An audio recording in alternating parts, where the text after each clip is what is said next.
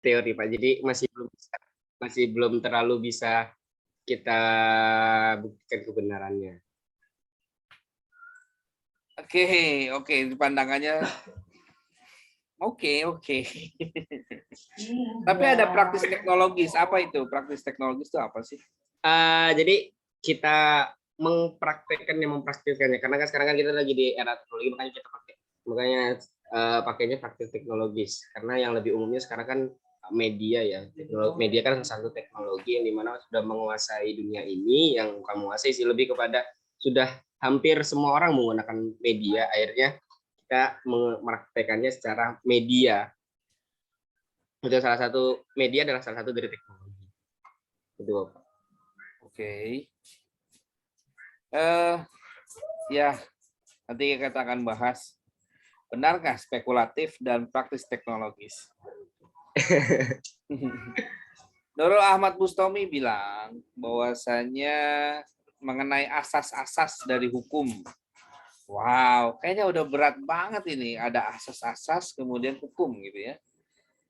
Aduh, pemikirannya luar biasa ya, luar biasa berat gitu buat saya. Memang tidak berusaha untuk membuat menjadi mudah seperti itu ya. Tapi saya tidak akan bertanya kepada Nurul kenapa. Ini cukup menarik. Saya akan perjelas nanti di setelahnya ya. Kata Melani di sini bilang adalah filsafat kajian masalah mendasar. Wow, masalah mendasar. Eksistensi, pengetahuan, nilai akal, pikiran, dan bahasa. Ini satu lagi siapa ya? Ada 25, tadi siapa ya? Oke, saya refresh dulu, mungkin ada lagi.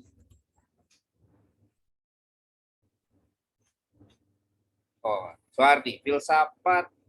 Kata Soehardi adalah ilmu yang memberikan pengetahuan dari asal muasal sesuatu dengan terjadinya sesuatu akses dengan mencari kebenaran, pola pikir juga benar. Kalau gitu karena Soehardi bilang asal muasal sesuatu, saya mau tanya dong, ini huruf Y-nya ada asal muasalnya nggak? Kenapa besar? Kenapa kapital? Mungkin karena grogi Pak, cepet-cepet gitu. Jadi Bapak udah konfirmasi di Zoom, ini kok baru 3, jadi cepet-cepet Pak. Saya pikir ada makna khusus karena kan kita mencoba mencari kebenaran kan ya, mencari kebenaran pola pikir, ini ada apa ini? Jangan-jangan Insya Allah saya salah Pak. Penggunaan kata yang itu biasanya dengan huruf kapital biasa merujuk pada sifat Tuhan gitu ya, sifat Allah gitu. Jadi saya khawatir di sini ini mulai membanding-bandingkan. Saya khawatir nanti dengan adanya mata kuliah ini kalian tersesat di jalan yang benar gitu ya.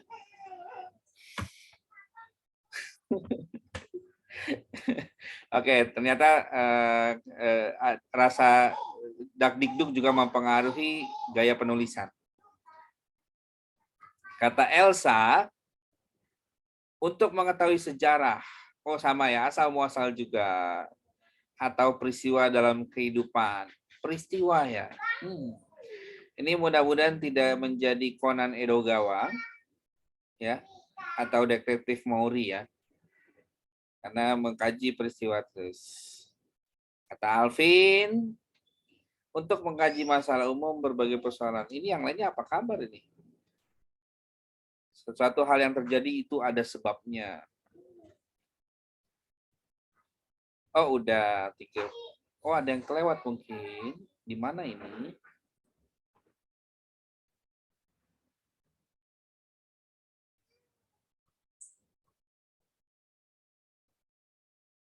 Tidak tertampilkan di sini. Kenapa ya? Oke. Sementara itu nanti saya akan pelajari di lognya. Saya tidak mau menjawab inti dari filsafat. Karena saya tujuannya adalah ini kita harus mempelajari ini dulu. Apa kalau pengertiannya, kalau definisi banyak di internet, kalian bisa lihat perbedaan definisi dengan pengertian. Kenapa saya menulisnya pengertian bukan definisi? Kalau pengertian adalah sesuatu yang sudah saya olah. Karena saya menulis, kalau misalkan ada seseorang ketika nanti kamu akan menulis di sebuah makalah atau sebuah karya ilmiah, kamu menulisnya dengan subjudul pengertian apa gitu ya. Itu artinya hasil dari proses berpikir. Kamu sudah membaca definisi, mungkin menurut si A tahun berapa, si B tahun berapa, si C tahun berapa, si D tahun berapa. Terus kamu memilih mana yang menurut kamu cocok atau bisa disintesakan, saling integrasi sehingga memunculkan pengertian yang kamu pahami.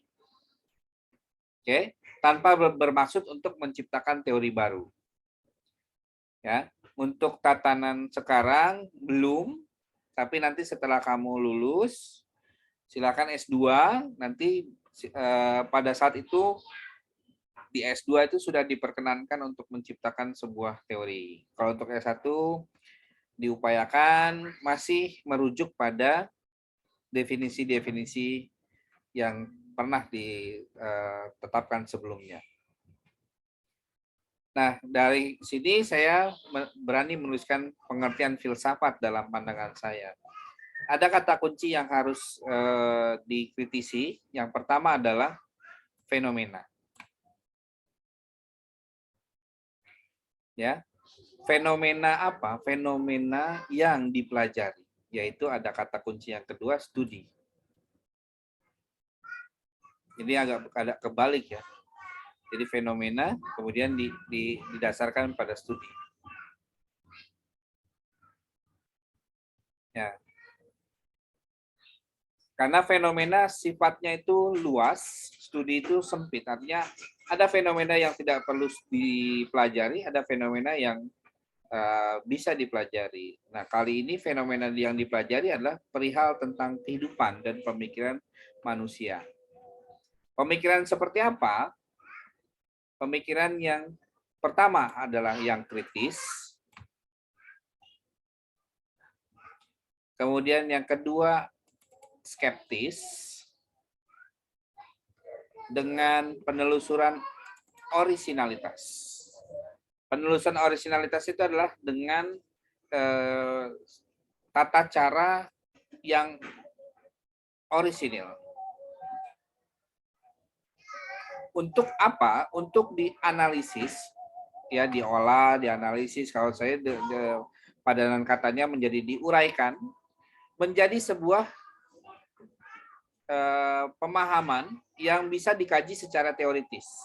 Jadi kalau tadi kata Fauzan bersifat spekulatif, tapi dalam kurung teoritis, filsafat itu tidak spekulatif, melainkan sudah punya metode secara teoritis. Dan saya setuju dengan jawaban-jawaban yang lain yang menyebutkan filsafat itu harus mendasar. Wah, saya terdengar azan, berarti saya mau berhenti sejenak.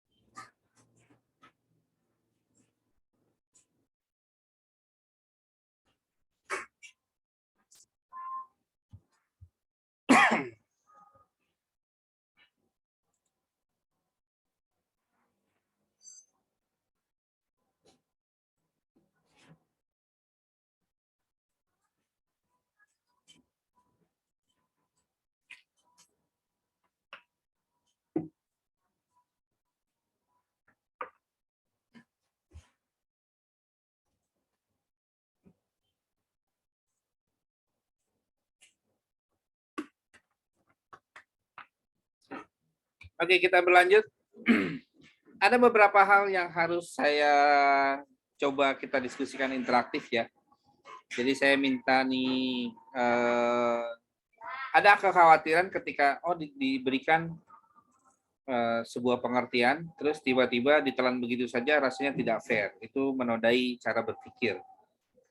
Kata kunci yang tadi saya berikan, studi saya akan lewati, fenomena saya akan lewati, berlanjut pada kritis. Saya mau tahu apa pandangan kalian tentang pemikiran manusia yang kritis. Ada yang mau menjawab? Saya bagi. Maksudnya manusia kritis itu gimana, Pak? Ya, apa yang kalian pahami tentang berpikir atau pola pemikiran manusia? Kan ada yang kritis dan non kritis. Saya bertanya hanya yang kritis ya. Pemikiran yang kritis itu seperti apa sih? Kan mengkoordinir Mungkin kalau menurut saya, Pak ya. Kalau Ya, jemuran ini Soehardi, Pak. mungkin belum terlalu Maksimal ya. maksimal, Ustaz. Mungkin insya Allah nanti saya ini lagi. Nanti untuk penetapan handuk Ya. mungkin Oh, belakang sana. ya. Paling ujung. Sana yang panjang. Kalau menurut Kalau saya, belakang. kalau pemikiran kritis itu mungkin sesuatu yang Dipakai gitu, menurut enggak mengotori personil kata-kata. perorangan itu ada sesuatu yang Misalnya mungkin kayak jemuran. tidak Di bagian bisa bagian sini dia khusus terima untuk handuk. karena memang ada Yang kebenaran yang besar datang gitu. dari Iya. versinya dia, Jadi nggak kelihatan. sehingga dia Dan mengungkapkan juga sesuatu tiga- kebenaran itu yang mungkin mengotori ya kata-kata. bisa disaring untuk Oh, umum gitu, Pak. Handuk kan udah rasa ya. bahasa habis itu dipakai. Oh, iya, boleh. Oke, ada yang mau tambahkan atau menanggapi atau membantah atau menentang atau bagaimana gitu? Setuju boleh, menentang boleh gitu ya.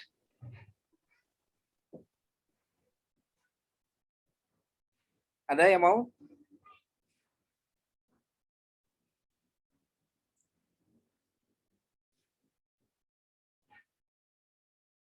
Enggak ada. Apa bedanya? Atau gini? Kalau Ya, berpikir silakan, Fauzan. kritis Pak ini, Iya, berpikir kritis itu apa sih? eh, berpikir dengan menganalisa segala kemungkinan yang ada. Wow, ini Simple. apa ya? Bahasanya jadi klise.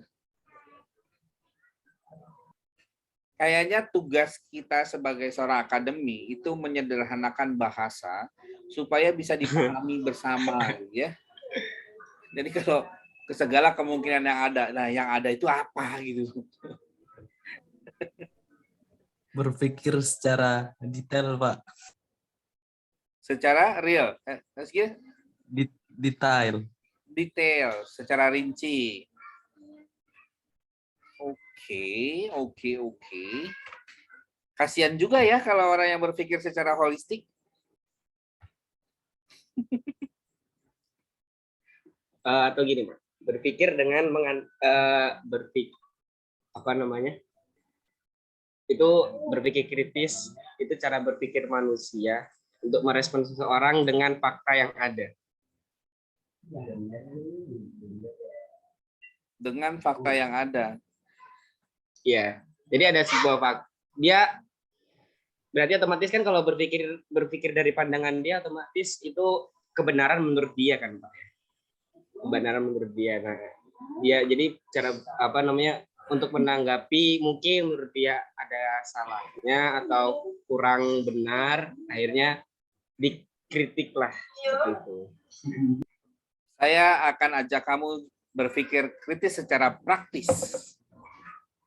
Karena tadi Fauzan udah menyebutkan kata praktis. Ini kalau saya matikan filternya kelihatan sendal-sendal nih.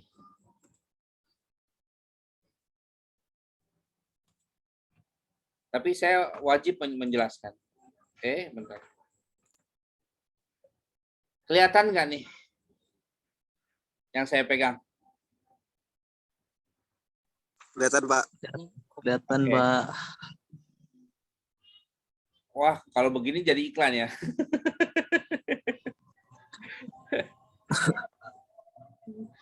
Apa ya? Ya gini deh. Apa yang tampak?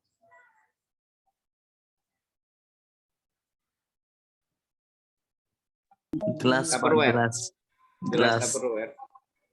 Yang Gelas tampak McD, adalah gelas gelas. McD. Semi botol, Pak. Semi botol tuh. Apa jadinya? Ini apa ini? Gelas. Kalau kita putar-putar, berarti kan kita akan melihat secara keseluruhan. Nah, berpikir kritis itu adalah di mana kalian bisa melihat dari segala sisi. Oke, persoalannya adalah kalau di hadapan kalian ini adalah sisi terang, tapi di hadapan saya adalah sisi gelapnya. Sama halnya kita berpikir kritis akan seseorang. Kalau melihat seseorang, kecenderungan orang saat ini ya, orang-orang sekarang itu lebih senang dengan melihat keburukan seseorang. Atau keburukan sebuah kebijakan, keburukan sebuah keputusan. Namun, sedikit orang yang mampu berpikir kritis. Tapi ada juga orang yang sangat terobsesi, mungkin karena fanatisnya dia terhadap sebuah fenomena atau seseorang, dia akhirnya melihat hanya dari satu sisi kebenaran, seperti yang tadi diucapkan oleh Hardy. Kalau dia sudah tahu pada kebenaran tertentu, dia akan pegang teguh kebenaran tersebut. Sementara berpikir kritis adalah mampu menelaah lebih lanjut bahwasanya setiap sisi, bahkan sebuah koin saja, itu memiliki dua sisi yang berbeda. Nah, pemikiran akan koin itu pemikiran sederhana. Koin hanya dipikirkan oleh dua sisi yang berbeda. Sebenarnya ada berapa sisi yang dimiliki oleh koin?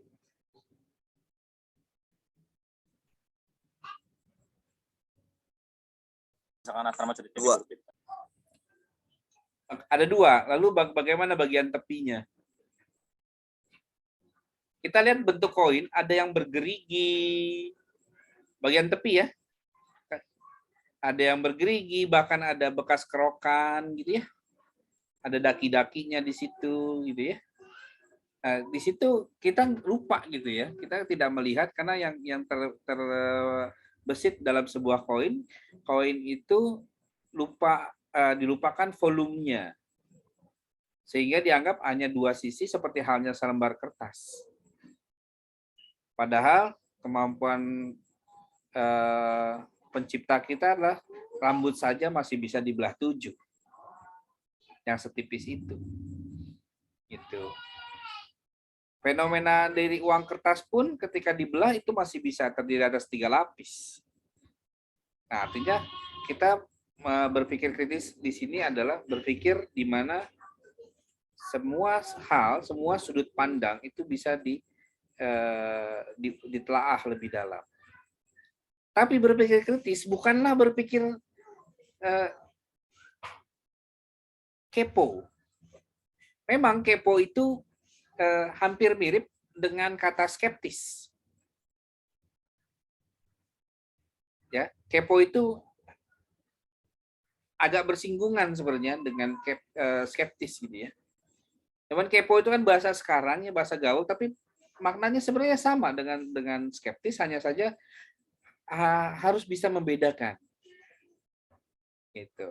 Kira kalau kita senangnya ada orang yang mencoba menelisik lebih dalam, kepo banget sih. Gitu. Sekarang saya mau tanya dong, apa bedanya kepo dengan skeptis?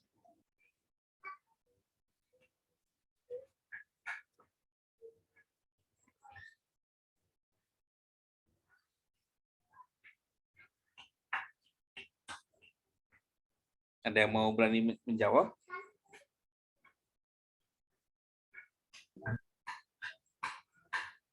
Bedanya kepo dengan skeptis itu seperti sudah berpikir negatif dulu, Pak, tentang sesuatu. Nah, kalau kepo?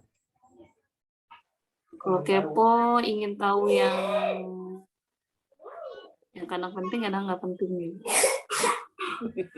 Seperti kepoin artis gitu kan itu nggak terlalu penting ya. Ya. Penting nggak penting sih sebenarnya gitu ya. Tapi untuk membedakannya seperti ini. Dilihat dari kebermanfaatan. Sama yang paling penting adalah dari sudut pandang penanya. Apakah penanya tersebut memang benar-benar tidak tahu, lalu akan bermanfaat untuk dirinya, atau bertanya untuk sekedar menambah wawasan saja, yang mungkin tidak akan berguna juga, gitu, atau tidak bermanfaat juga. Nah, bertanya yang kurang bermanfaat, artinya lebih dikenal dengan istilah kepo. Sementara bertanya untuk yang memang benar-benar tidak tahu, itu adalah skeptis. Gitu. Jadi, memang ketika saya ditanya dua kata tersebut, itu jawaban saya pun salah. Kenapa? Karena saya menganggap kedua hal itu tersebut tidak punya irisan. Keduanya sama. Yang satu menggunakan bahasa gaul, yang satu menggunakan bahasa ilmiah. Nah, ternyata ada perbedaannya. Ketika berhubungan dengan keilmiahan, berarti akan ada nambah ilmu pengetahuan. Jadi, selama kalian bertanya, tapi untuk memang memastikan sesuatu, karena mungkin bingung, mungkin memang benar-benar tidak tahu, atau kurang memahami atas apa yang dibicarakan, itulah skeptis. Makanya kelas ini saya bebaskan, kalau mau bertanya, silakan bertanya. Kenapa? Karena berpikir skeptis itu adalah modal dasar seorang akademi. Apalagi kalian nantinya akan menjadi guru dan yang akan melatihkan cara berpikir skeptis untuk murid-murid kalian. Tapi bukan berpikir kepo. Misalnya ada teman yang sakit. Kalau memang itu nanti bermanfaat buat dia atau dia mau melakukan sesuatu, ya silahkan bertanya. Gitu. Misalnya salah satu di antara kalian ada yang sakit gitu ya. Terus dia kabarnya cuman bilang mau izin saya isoman. Nah, kira-kira tindakan keponya seperti apa? Tindakan skeptisnya seperti apa?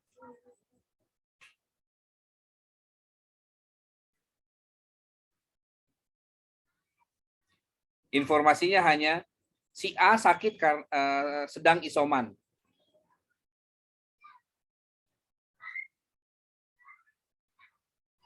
Kalau kepo sakit apa? Tapi kalau skeptis Seluruh area. mungkin lebih ke kenapa pasti ini ya, pasti itu ya. Kayak Yang Ahmad itu, Pak. Samai ya. Oke, Fida mau jawab, Fida? Kalau skeptis bertanya terkait mungkin obat apa yang dikonsumsi. Atau kalau kepo mungkin isoman di mana, kan sudah pasti tahu tuh biasanya di rumah atau mungkin di mana gitu kan. Isoman pertanyaannya di mana isomannya gitu. Wah, ternyata pikirannya udah luar biasa ya, bisa jalan-jalan kemana-mana ya. Saya nggak menduga loh jawaban seperti itu loh. Tawaran jawaban dari saya adalah seperti ini. Kalau kepo itu biasanya akan menduga-duga. Lemes nggak? Kira-kira susah nelen nggak? Kemudian panas, ada flu? Karena dia sebutnya isoman gitu ya. Ada flu, wah, Omikron bukan, kan gitu benar. Nah, itu kepo tuh. Jadi seru gitu ya. Kalau orang kepo itu sebenarnya seru, tapi pentingnya apa gitu ya. Tapi kalau orang skeptis biasanya langsung akan mengerucut. Jika dia mau bertindak, dia akan bertanya. Tapi kalau dia tidak mau bertindak, ya sebaiknya oke, sudah tahu, ya nggak perlu ditanya. Jadi kalau orang skeptis dapat informasi itu dan dia tidak akan melakukan sesuatu, ya udah silakan.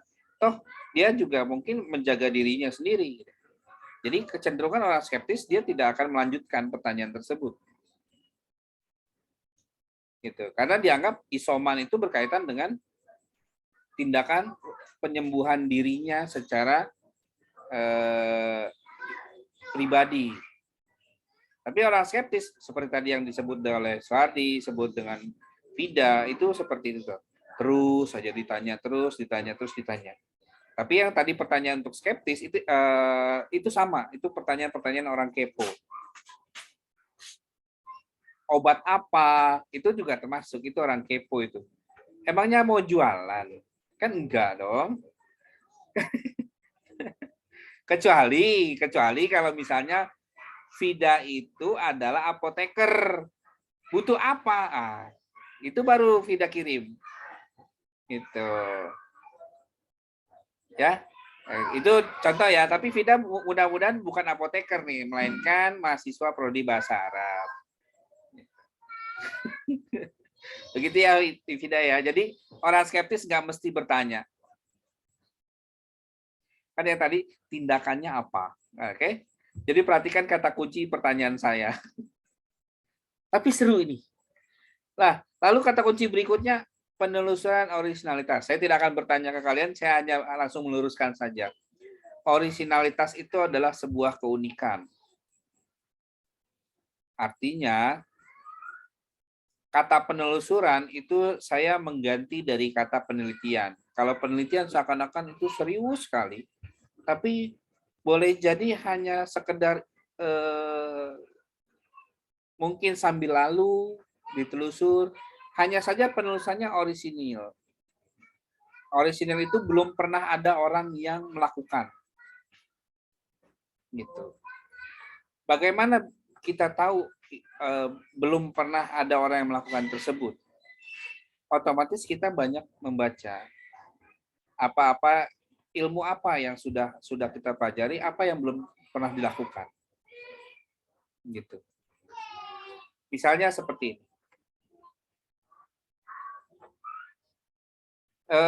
Jika ada seseorang sakit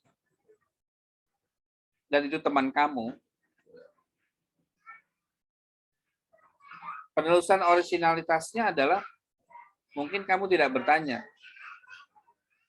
Atau kalaupun kamu ingin mengirimkan sesuatu karena dia informasinya adalah isoman, kamu mungkin mengirimkan suplemen, boleh jadi kamu tidak akan bertanya kepada dia, tapi bertanya kepada orang lain, yaitu temannya. Di mana alamatnya? Saya mau kirim paket suplemen. Itu boleh.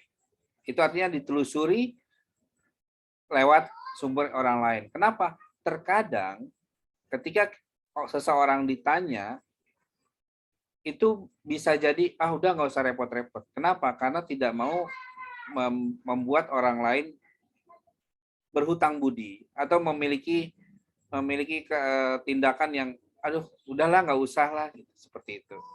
Tapi rasa simpati atau rasa empati kita untuk berbuat baik itu akan terus didorong karena memang begitulah keajaiban dari ini ya, perintah Quran itu ya, kita selalu harus berbuat baik. Karena selama kita berbuat baik, kebaikan pasti akan datang buat kita. Meskipun bukan dari orang yang kita berikan kebaikan tersebut. Nah, itu serunya gitu ya. Nah, kenapa penguraiannya secara teoritis dan mendasar? Ya, dikarenakan tadi ilmiah itu adalah dasarnya sebuah teori. Bukan asal-asalan, bukan anggapan, bukan asumsi, bukan juga spekulasi ya. Gitu. Kalau spekulasi nanti khawatir jadi judi bola. Judi angka. nanti saya mau ke kuburan di sana. Kira-kira ada kejadian apa ya, gitu ya? Oh, ternyata ada sendal hanya satu gitu, pasangannya hilang. Oke, segera kita cari. Angka berapa itu? Itulah jadi spekulasi. Mudah-mudahan bukan begitu ya penulisan originalitasnya. Tapi teoritisnya ada keilmuannya dan fundamental. Fundamental itu punya basis yang kuat. Basis yang kuat selalu didasarkan pada apa yang kalian percayai. Kalian percayanya pada apa? Jika pada satu mazhab, ya silakan pakai mazhab tersebut. Itu bebas. Oke? Artinya, ada kebebasan berpikir bukan berarti melupakan prinsip-prinsip yang kita pahami. Teoritis adalah keilmuan secara pengetahuan, yang mendasar adalah hal-hal yang prinsip oleh proses kalian secara historis yang kalian pegang teguh sejauh ini. Jadi dilarang berfilsafat tapi berpindah prinsip. Itu saja. Apa sih yang menarik dari filsafat? Sebenarnya ada perjalanan filsafat nih, di mana kita akan mempelajari bagaimana orang lain berpikir, dan ternyata apa yang orang lain berpikir kalau kita pelajari lebih mendalam, ternyata pemikiran ini tidak pernah hilang. Makanya saya rangkum dalam perjalanan filsafat. Dimulai dari tahun 2000 sebelum Masehi. Sebenarnya bukan mulainya ya, tapi ini adalah masa-masa pergantian. Masa-masa pergantian antara pola pikir mitosentris menjadi logosentris. Sebelum saya lanjutkan, ada yang tahu mitosentris itu apa?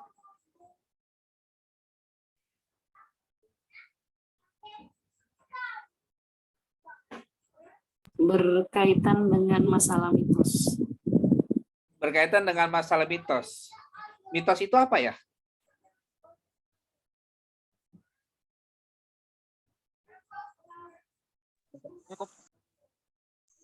Cerita yang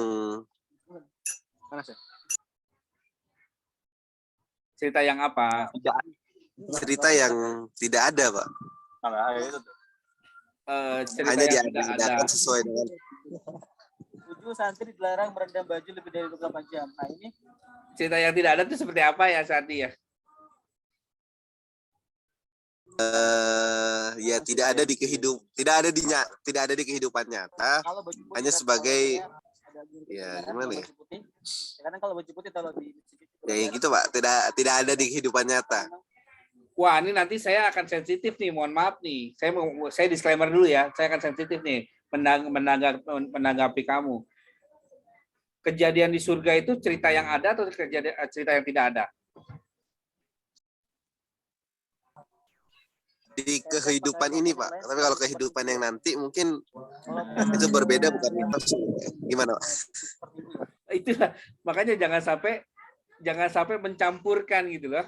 Ya, jadi hati-hati nih. Cerita ada dan tidak ada. Ternyata cerita itu bisa diceritakan karena memang sudah ada gitu loh. Entah itu dituliskan atau diwahyukan, itu kan sebuah keberadaan.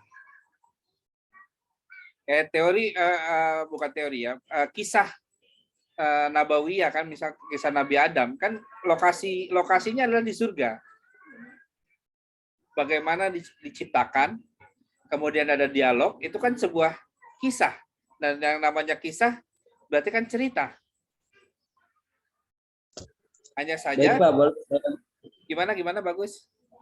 boleh saya menambahkan mungkin untuk mitos ini atau bisa jadi menurut saya ya atau kepercayaan yang tidak harus didukung oleh fakta ilmiah. Tentu kan seperti cerita-cerita dahulu gitu kan hanya asal-usul aja. Tapi ketika seperti surga atau itu harus memiliki fakta ilmiah juga. Secara keilmuan kita harus tahu surga itu apa. Itu dengan keilmuannya. Tapi untuk mitos ini mungkin tidak didukung dengan fakta ilmiah juga seperti itu. Oke, siap. Kalau gitu saya mau bantah lagi. Tidak didukung dengan fakta ilmiah. Tahu Tangkuban Perahu nggak? Tahu, Pak. Oke, itu ada ceritanya kan? Dan Ada. saya langsung spesifik.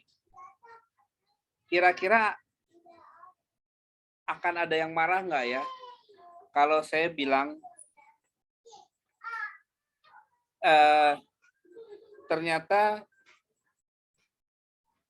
ada beberapa keturunan di tanah Sunda ini yang berasal dari anjing.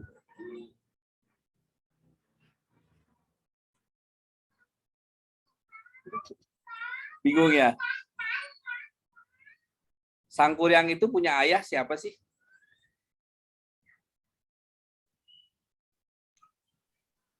Tumang. Tumang itu apa? Jenis Tumang. apa? Binatang. Anjing. Iya. Kira-kira marah nggak kalau orang-orang Sunda bilang begitu? Itu kisah loh. Dan Mitos. ya Mitos. itulah, itu serunya karena kita akan mempelajari mitos, tapi itu menjadi cerita rakyat yang menjadi peneman pelajaran dari SD. Dari SD sudah mempelajari tentang Sangkuriang. Ada Tangkuban Perahu, di mana Sangkuriang bapaknya adalah ternyata seorang hewan, seekor hewan. Kemudian supaya kamu lebih tajam lagi, di Babat Tanah Jawa itu dijelaskan bahwasanya Dayang Sumbi adalah anak dari seekor babi.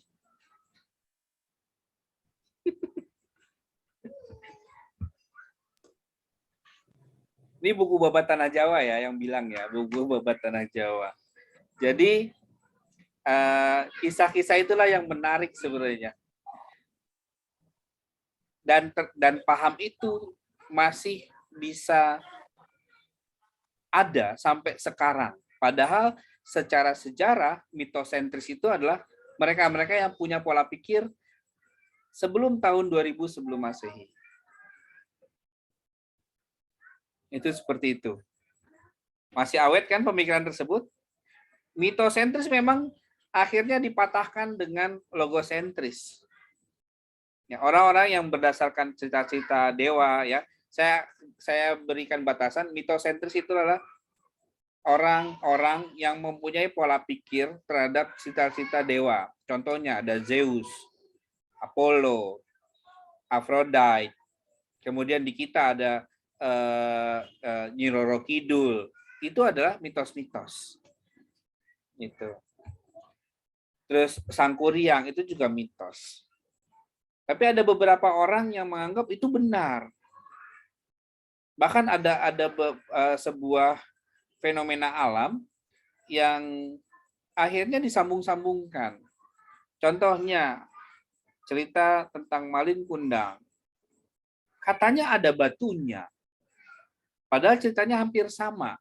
Dengan di Bangka itu namanya Batu Balai. Di Mandailing namanya Sampuraga. Itu ceritanya sama. Itu.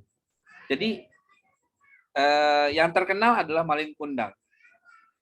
Di film Upin Ipin itu namanya siapa ya? Saya lupa. Itu ada yang ceritanya mirip. Oh, si Tanggang. Pernah nonton? Nggak pernah nonton. Aduh, kalian memang luar biasa jauh dari tontonan anak-anak ya. Itu si Tanggang tuh ada di Upin Ipin.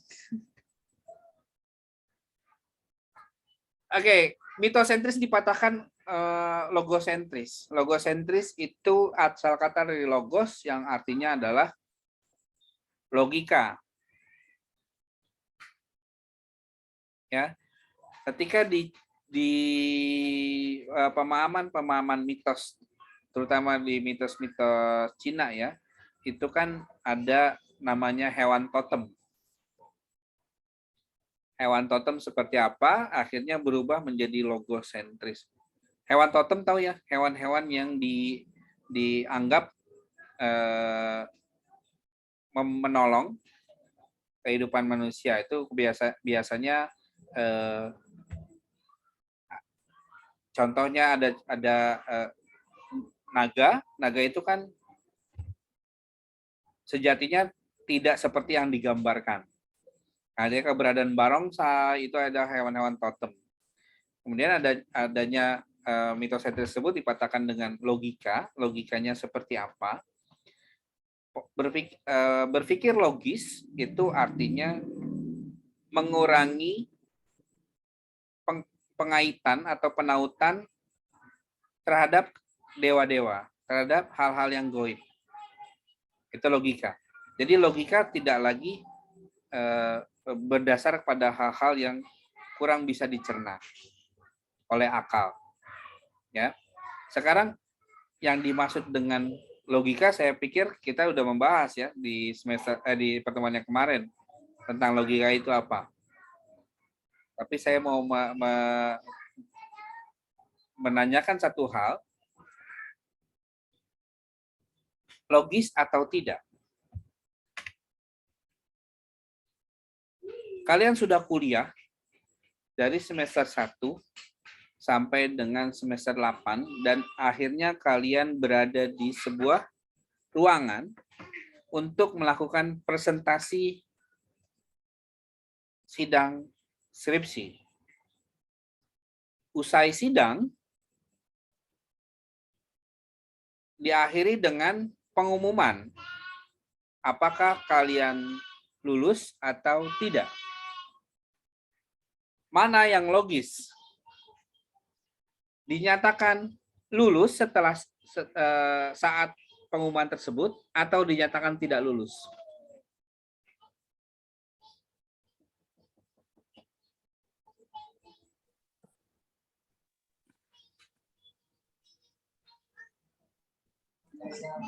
Lulus, Pak. Bisa lulus, Alasannya? bisa tidak. Oh, ini seru nih. Ada bisa lulus, bisa tidak. Pak Ujan dulu. Pak Ujan, apa alasannya? Mana yang Karena sudah melewati sidang. Dan ketika sidang kita pasti juga ditanyakan tentang perihal referensinya, perihal dasar-dasarnya, ini dapat penelitian ini dari mana. Dan kita sudah berhasil melewatinya, berarti otomatis kita sudah berhasil mendapatkan intisari. Kita udah dapat, oh ternyata poin pentingnya itu di sini. Otomatis ketika kita selesai melewati sidang, kita sudah dapat ilmu baru, kita sudah dapat ilmu yang akan kita dapat, yang kita pelajari selama ini. Kan sidang udah lewat, otomatis ketika pengumuman itu hanya tinggal pengumuman lulus. Oke. Yang logis adalah yang lulus. Kalau Bustomi tadi gimana, Bustomi? Iya, Pak. Tadi kamu menjawabnya ada 2 ya? Bisa. Iya, Pak. Gimana tuh? Ada alasan? Ya, mungkin bisa saja di akhir ada suatu kendala mungkin, Pak. Ya, ini kamu memilih kan pertanyaan saya mana yang logis? Kamu jawabnya adalah keduanya.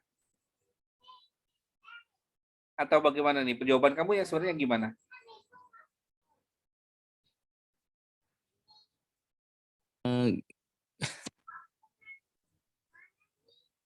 Ya, ya gitu, Pak. Dia bingung. Bagaimana? Ada yang mau coba pertajam mungkin atau membantah ucapannya Fauzan atau bagaimana?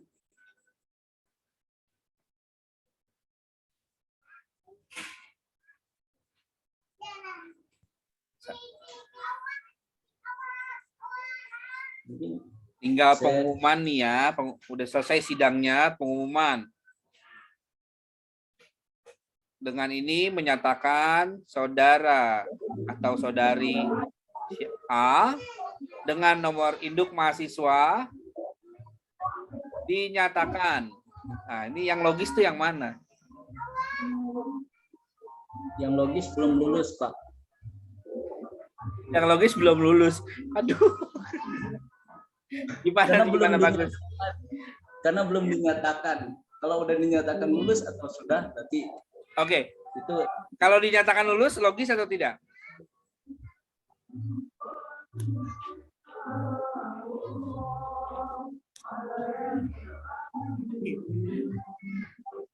Kalau dinyatakan tidak lulus, logis atau tidak?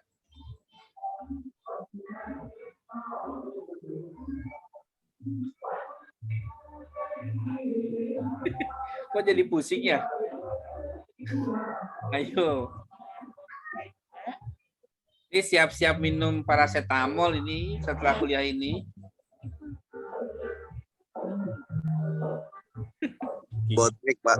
Bodrek, oke. Langsung bodrek yang kencang itu, hati-hati ya, nanti giginya tanggal. Karena mau bodrek dosisnya tinggi. Oke, keduanya adalah logis. Apa sih logis? Logis itu sesuatu yang masuk akal.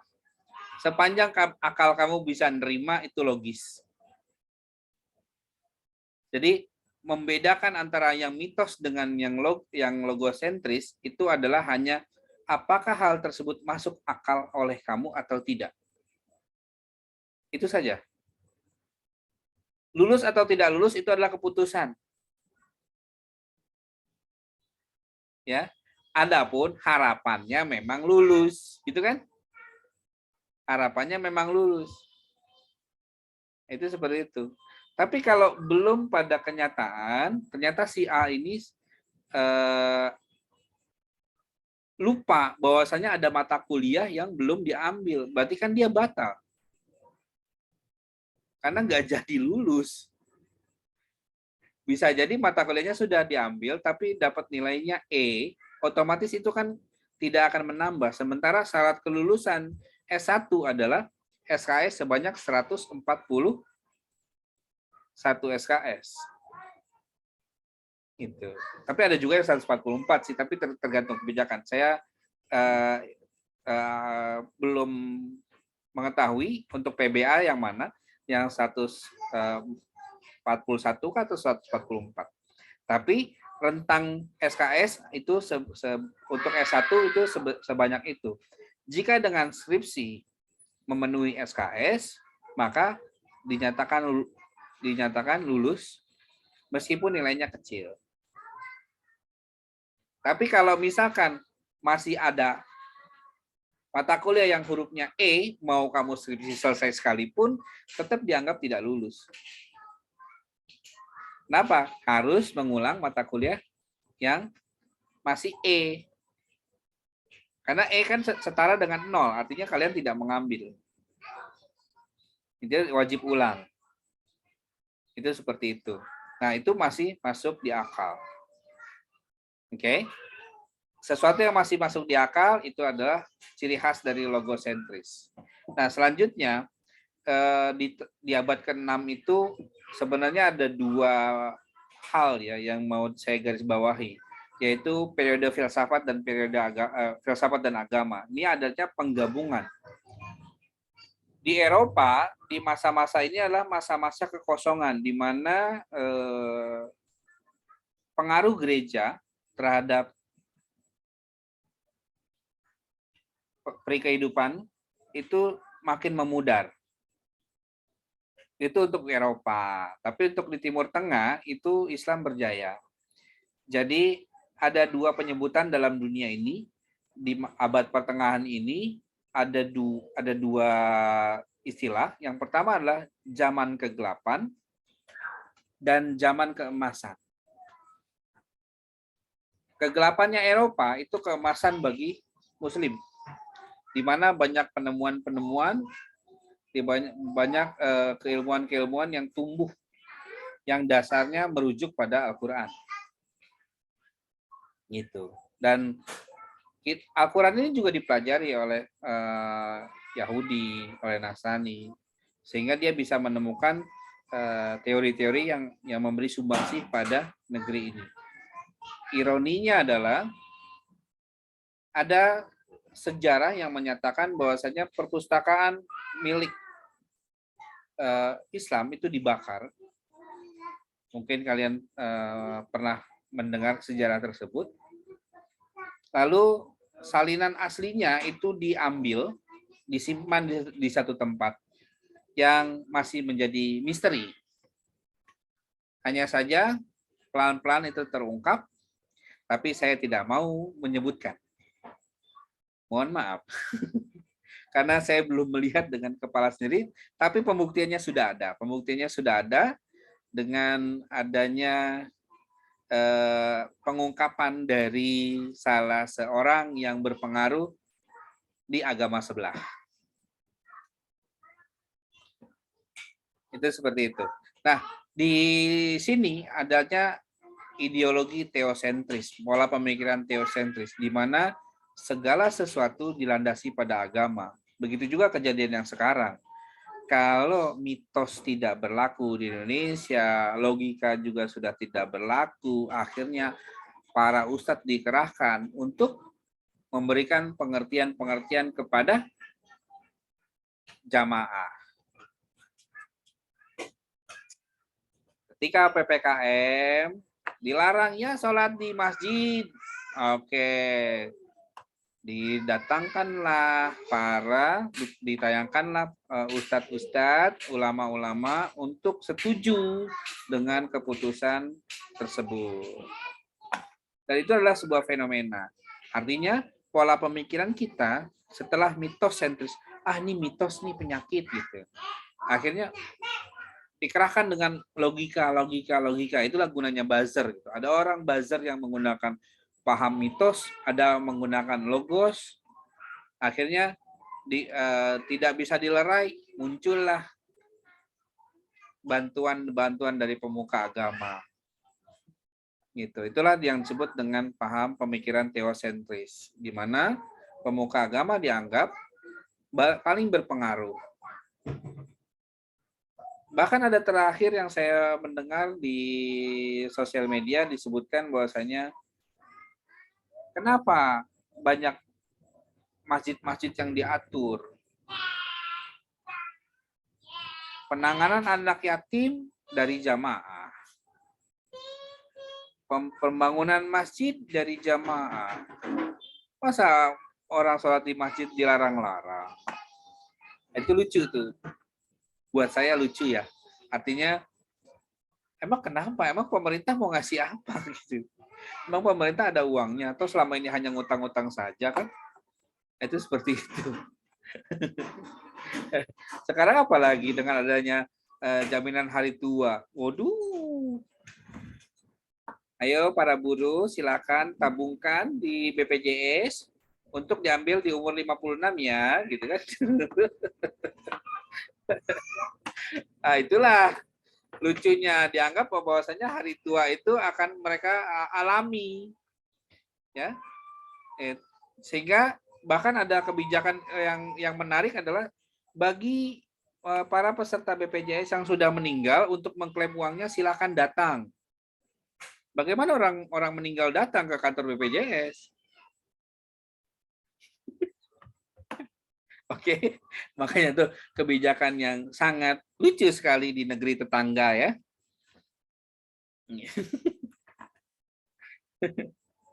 Oke, itulah yang menariknya. Tapi itu berlaku lama ya. Di abad ke-18 itu berarti kita masih diduduki oleh Belanda.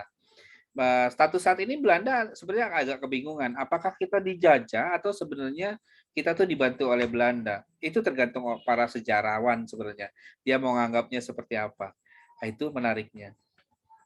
Nah, di abad ke-18 ternyata pelan-pelan kita digiring untuk mendorong pada pemikiran yang bersifat praktis. Nah, ini kata Pak Ojan nih, bersifat praktis. Praktis di sini adalah diupayakan untuk selalu mencari kemudahan demi terbantunya kehidupan manusia. Dan pasti sudah tertulis dalam Quran bahwasanya segala kerusakan yang ada di bumi pastilah ulah manusia. Artinya Allah sudah memberikan sistem, namun tangan-tangan manusia yang bikin ulah. Apakah sistem itu berubah atau tidak? Ya. Aduh, ada paket. Maaf ya, Pak.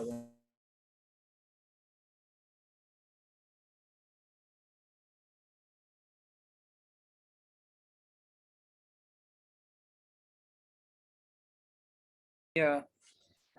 Ya, Oh, mohon maaf tadi ada kurir. Kan saya lupa tadi sampai mana ya? Ih, Kerusakan manusia, Pak. Pelanggaran. Kerusakan di bumi ini oleh manusia. nah itu dia. Kenapa bisa seperti itu? Karena manusia ingin mencari dari periode ilmu pengetahuan ini mencari mudahnya seperti apa. Contoh ya. Sekarang itu kan menarik ya. Kenapa menarik? Dulu kita susah pesan makanan. Tinggal tekan-tekan di smartphone, datanglah kurir, datang ke sini. Gitu, tinggal bayar. Terus transaksi jadi lebih mudah. Dulu kita susah payah ngumpulin ya sampai rebutan sama makhluk tuyul ya, bertahan supaya duitnya tetap utuh. Sekarang bisa taruh di bank, lalu bisa Pak menggunakan m-banking, lalu tinggal transfer, selesai, barang datang. Nah itu selalu senantiasa dicari kemudahan-kemudahan. Bahkan kita tidak perlu lagi kumpul di kelas lewat Zoom, lewat Google Meet, kita bisa ngobrol di sini. Padahal sebenarnya saya itu kehilangan. Kenapa? Seakan-akan saya ngobrol sama laptop. Ya, persis kayak orang gila kalau saja di tetangga saya menganggap bahwasanya internet itu belum ada. Apalagi sinyal yang kuat belum ada. Itu pasti wah ini ngapain ini ngobrol sendiri gitu. Persis seperti saya latihan teater di zaman-zaman belum adanya handphone. Jadi dianggap orang gila. Itu seperti itu.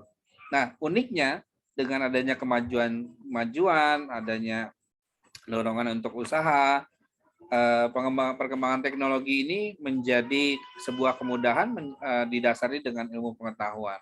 Dan bahkan untuk menyebarkan dakwah pun kalian juga bisa meletakkannya pada rekam jejak digital berupa sosial media atau kalian menyebarkannya via sosial messenger dan seterusnya. Nah, itulah karena ilmu pengetahuan. Hanya saja ini tidak berhenti di kalian. Kalian harus menciptakan sesuatu untuk kemudahan berikutnya. Lewat penelitian tentunya. Boleh.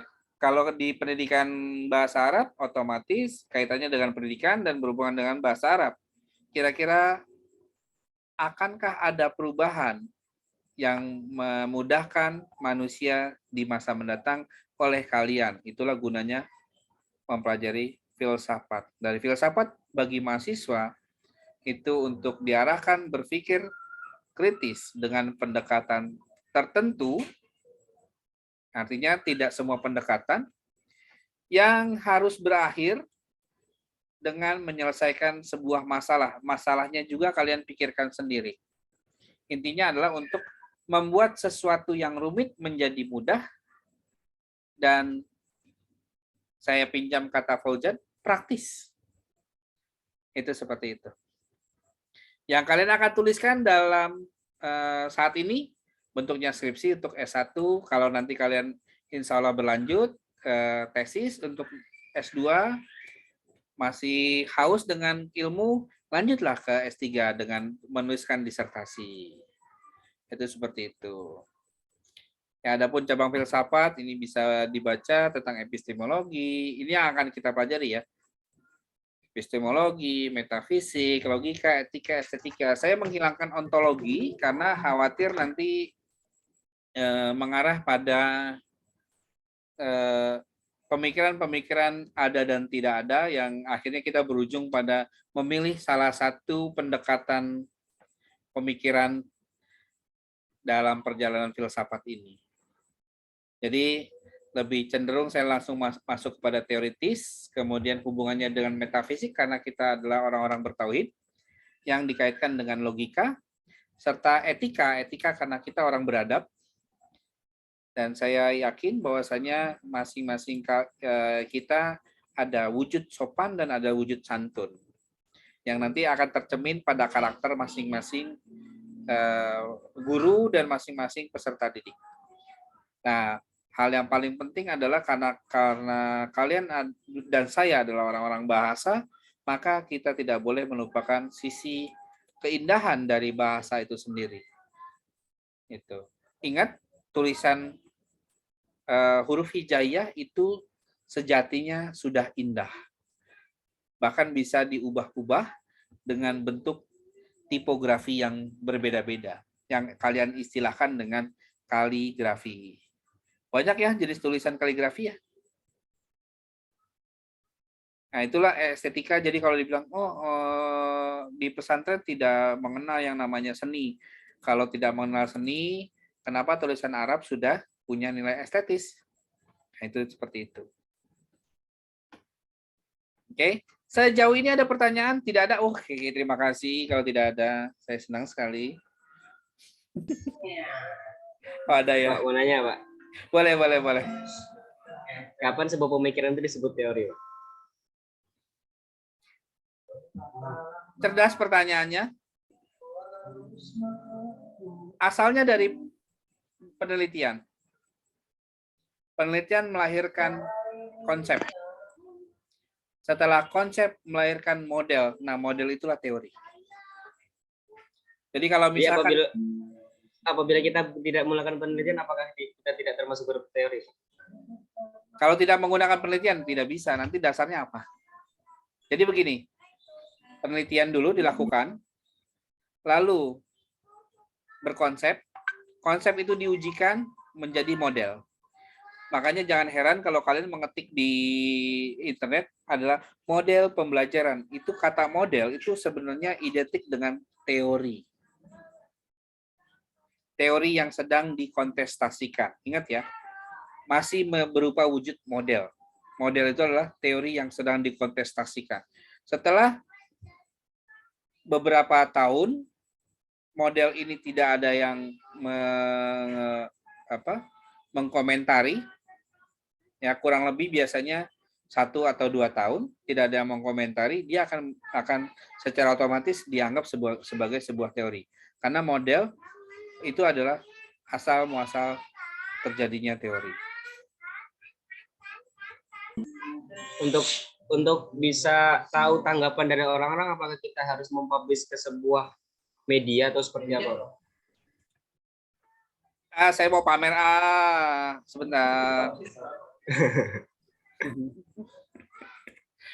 Inilah pertanyaan yang akhirnya berujung pada pamer. Mudah-mudahan tidak menyombongkan hati ya.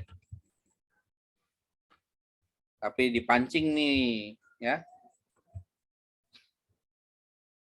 Ini penelitian. Perjuangan sebuah artikel itu berat. Nah, ketika di tahun 2019, tepatnya di bulan Maret, itu kita terjadi yang namanya pembatasan PSBB ya. PSBB, kemudian sekolah-sekolah diliburkan. Saya langsung melakukan penelitian di bulan Maret tanggal 16. Selama 1 bulan. Lalu segera saya kirimkan ke jurnal internasional yang sampai sekarang masih dikritisi. Saya bilang bahwasanya praktek pengelolaan kelas yang efektif di masa COVID itu seperti ini. Saya menemukan bahwasanya hanya kognitif saja. Tapi sampai sekarang masih dibantah dan masih ada yang mendukung. Dan ini belum bisa menjadi model. Ini konsep yang saya ajukan lewat penelitian bersama Bu Zahra, Bu Nopi. Itu kami bertiga mendiskusikan ini karena Bu Zahra adalah pakar dari manajemen kelas, kalau Bu Novi adalah pakar dari sumber belajar, sementara saya adalah kebahasaan, dan penelitian ini dilakukan di sekolah internasional. Gitu. Dan ini masih terus dikomentari, dan inilah wujud kami para akademi yang nantinya kamu akan juga memberikan sumbangsi. Jadi kalian nanti akan didorong untuk punya scholar juga. Itulah kenapa di penelitian kalian wujudnya, wujud akhirnya bukan sekedar skripsi ya, tapi harus membuat jurnal. Mudah-mudahan baca nih di buku panduan nih. Jadi untuk selesai S1 bukan hanya skripsi, tapi bikin jurnal juga. Pernah disuruh bikin penelitian? Bikin jurnal? Penelitian pernah. Ah, sudah dijurnalkan belum? Udah Belum, waktu Pak. itu. Cuman Tapi masih kalau untuk lingkup kecil file. bisa. Lingkup kecil aja, lingkup Pak. kecil file udah, Pak. Bu Zahra juga, Pak. Oke. Zahra juga waktu itu. Udah terbit belum? Baru Cuman file, dikumpulkan ke ibunya aja, Pak. Aduh. Ini adalah mahasiswa bimbingan saya, salah satunya yang dia sudah punya jurnal yang terbit. Dia baru punya 1. Ya kan?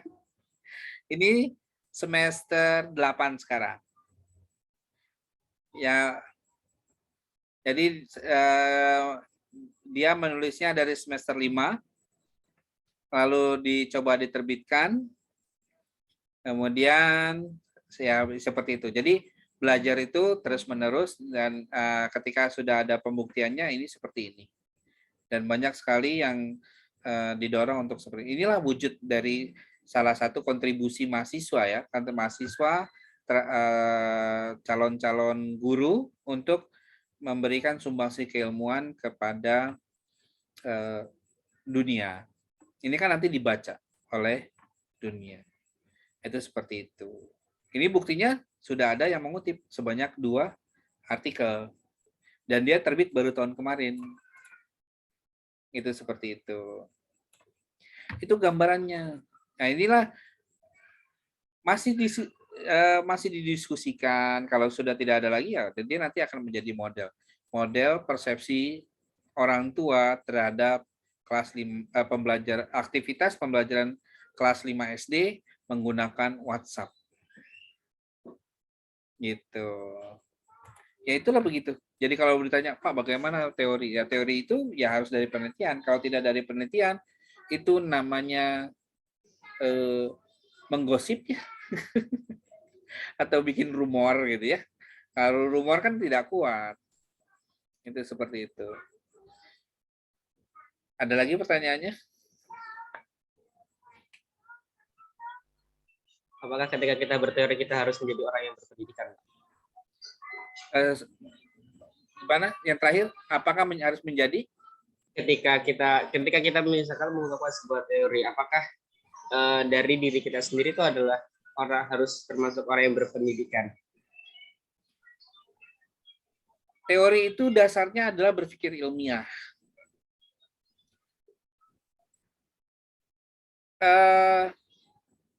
Di sini yang harus kalian garis bawahi, tidak selamanya orang berpendidikan itu lulus dengan sekolahnya. Tapi dia berpendidikan. Dia punya konsep pendidikan.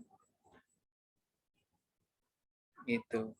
Bukan berarti orang yang punya gelar yang banyak itu dianggap punya pendidikan yang lebih. Tidak. Gitu. Intip kembali bagaimana Islam mengajarkan kita belajar dari semua orang. Kalau mengintip kembali cerita tentang Rasul itu tidak sekolah. Tapi kita banyak belajar dari beliau. Ya kan? Nah, itu dia. Jadi, pendidikan itu hanyalah membedakan antara yang belum tahu menjadi tahu, yang sudah tahu menjadi lebih tahu, atau pintar, atau berilmu. Jadi tolong jangan sampai pemikiran kalian kerdil, oh kita harus punya jabatan yang tinggi. Tidak. Kalau memang kebenaran itu boleh datang dari siapa saja, dari apa saja, dan tolong jangan tutup kebenaran tersebut. Gitu. Kalaupun memang dari seekor yang binatang yang hina, ya oke, itu kebenaran. Itu seperti itu.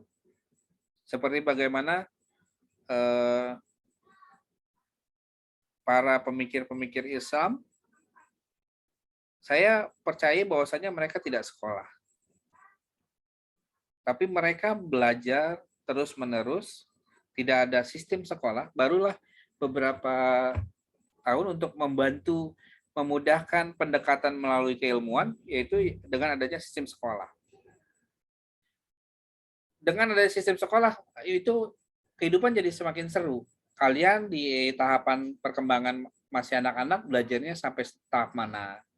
Kemudian meningkat. Kita ada di SD, SMP, SMA. Semakin menjadi mahasiswa, pemikiran kalian akan semakin rumit. Itu. Tapi ketika S3, pemikiran kalian harus kembali ke dasar. Lucu ya? Kita semua tinggi.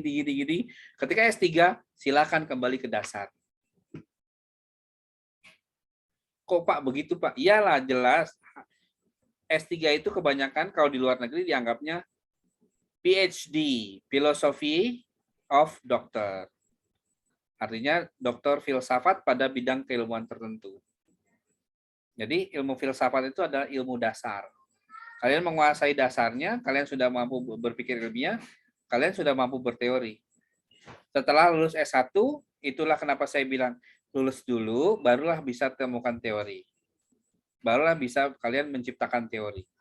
Tapi kalau belum lulus, penelitian kalian belum diakui. Karena harus ada kontestasi, perjuangan di mana dibenturkan. Nah, itu tadi seperti itu.